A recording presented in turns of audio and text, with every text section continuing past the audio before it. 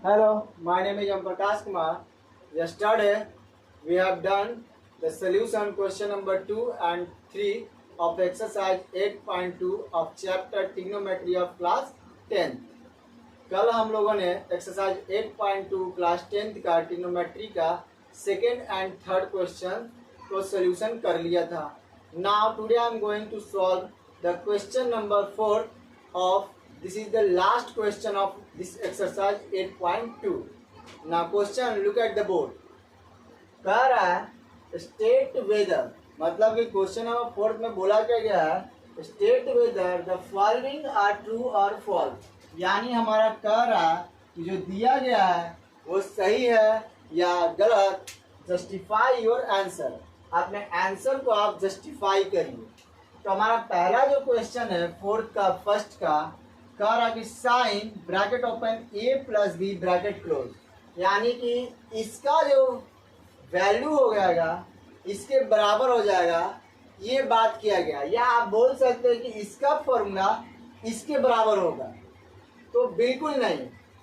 ये जो हमारा जो क्वेश्चन का जो फॉर्मूला है हमको कहाँ पर पढ़ना है 11th क्लास में, और इसका फॉर्मूला होता है साइन ए प्लस बी का जो होता है sine A into cos B plus cos A into sine B. और हम यहाँ देख रहे हैं कि लिखा क्या गया है सिर्फ साइन ए प्लस साइन बी. तो यहाँ से हमें पता क्या चल रहा है कि ये बिल्कुल ही क्या हो जाएगा फॉल्स होगा. आई होप कि पहला का एक्सप्लेनेशन में आपको कुछ भी दिक्कत नहीं होगा.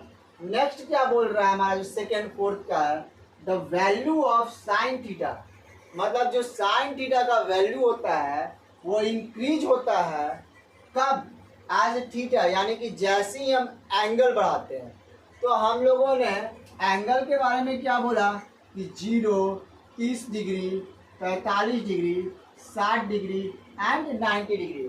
तो हमें पता है कि साइन 0 डिग्री पर हमारा वैल्यू क्या होता है 0, जबकि अगर 30 डिग्री पर बात करें 1/2 और 45 डिग्री पर बात करें तो क्या होता है 1/√2 और 60 डिग्री पर √3/2 और 90 डिग्री पर क्या होता है 1 होता है. तो हमें यहाँ से क्या पता चल रहा है एक्चुअली ये वैल्यू हमारा बढ़ रहा है, यानी कि ये जो हमारा स्टेटमेंट बोल रहा है बिल्कुल ही सही है. अब उसी तरीके से in the same way question number third क्या बोल रहा है फोर्थ का the value of cos theta, मतलब जो कॉस थीटा का जो वैल्यू जो होता है वो भी बढ़ रहा है. कब? जब हम थीटा बढ़ा रहे तब. तो हमें पता है कि सिंपली अगर बात करें कॉस के केस में तो कॉस 0 पर वैल्यू हमारा क्या होता है 1, और वही 30 पर हमारा वैल्यू क्या होता है √3/2, और 45 पर हमारा वैल्यू सेम होता है क्योंकि 45 पर साइन और कॉस का ग्राफ सेम बनता है, मतलब एक दूसरे को ये इंटरसेक्ट करते हैं. 60 डिग्री पर √1/2 एंड 90 डिग्री पर क्या होता है 0. तो हम यहाँ से देख रहे हैं कि 1 से क्या हो गया वैल्यू 0 हो गया, बट यहाँ पर क्या कर रहा है वैल्यू हमारा क्या होना चाहिए बढ़ना चाहिए. तो ये बिल्कुल जस्ट उसके अपोजिट है, इसलिए ये क्या हो जाएगा हमारा फॉल्स हो जाएगा. अब यहाँ पर क्या कर रहा है साइन थीटा और कॉस थीटा इक्वल होता है हमेशा जब वैल्यू दोनों का क्या हो, यानी दोनों का एंगल जब होता है सेम. तो बिल्कुल भी गलत. हमारा 45 डिग्री पर साइन 45 और कॉस 45 ये दोनों एंगल पर ही हमारा जो इन दोनों का जो ग्राफ है एक दूसरे को इंटरसेक्ट करना है, जो हमें 12th क्लास में पढ़ना है. बट यहाँ पर क्या कर रहा है सभी वैल्यू सेम होना चाहिए सेम एंगल पर. तो ये भी हमारा स्टेटमेंट क्या हो गया फॉल्स हो गया. आई होप कि 1 से 4 में कोई भी दिक्कत नहीं होगा. अब हमारा क्या कर रहा है cot A is not defined for A. कब? जब एंगल हमारा ए 0 डिग्री बन जा रहा है. तो चलिए देखते हैं. हमें पता होना चाहिए कि कॉट थीटा का फॉर्मूला जो होता है वो sine theta cos theta by क्या होता है साइन थीटा. अब यहाँ पर थीटा क्या हो जा रहा है मतलब एंगल 0, तो यहाँ कॉट 0 और उसी तरीके से यहाँ कॉस 0 और यहाँ पर क्या हो जाएगा साइन 0.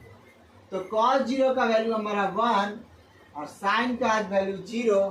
तो हमें पता है 1/0 इसको हम लोग क्या कहते हैं, इनफिनाइट, और इसी को हम लोग कहते हैं नॉट डिफाइंड, जो कि यही यहाँ पर बात कर रहा है, यानी कि ये क्या हो जाएगा हमारा ट्रू हो जाएगा।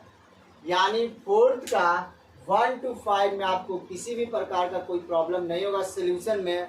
अगर प्रॉब्लम है देन कमेंट में, so I can solve your problem. जल्दी से इसका स्क्रीनशॉट लीजिए। Then after I am going to next part, मतलब हम अगले पड़ाव की तरफ चलेंगे जिसका नाम है 8.3 ट्रिग्नोमेट्रिक आइडेंटिटी। उसका आज हम लोग इंट्रोडक्शन इसी वीडियो में करेंगे। जल्दी से लीजिए इसका